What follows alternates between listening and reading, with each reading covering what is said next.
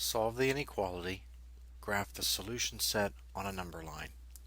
We have the quantity x plus 1 times the quantity x minus 4 less than or equal to 0.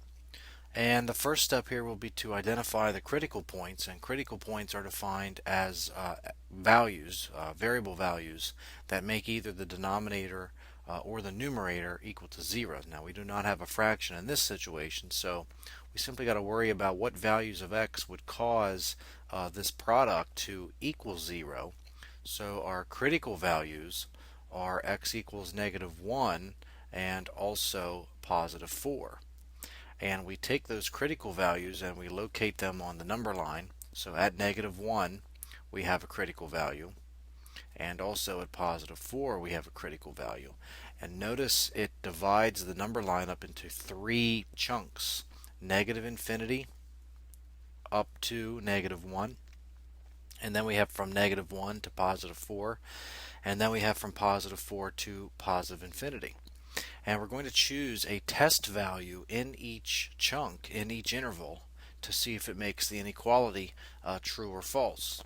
So if we choose something, let's say -5 or -6, choose something in the first interval from -infinity to -1, plug that into the inequality, you'll see that it creates a false statement. So this interval is out. And then we can investigate from -1 to 4. Let's choose a test value, say 0. And when I substitute 0 into the inequality, we get 1 and -4. 1 times -4 is less than or equal to 0. So that interval will work. So I'm going to highlight from -1 to 4 is part of our solution for now.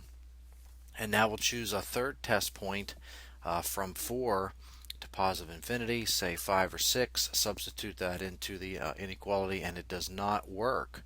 So the solution to our inequality written as an interval would be anything from -1 to positive 4, including -1 and 4, because it is allowed to equal 0.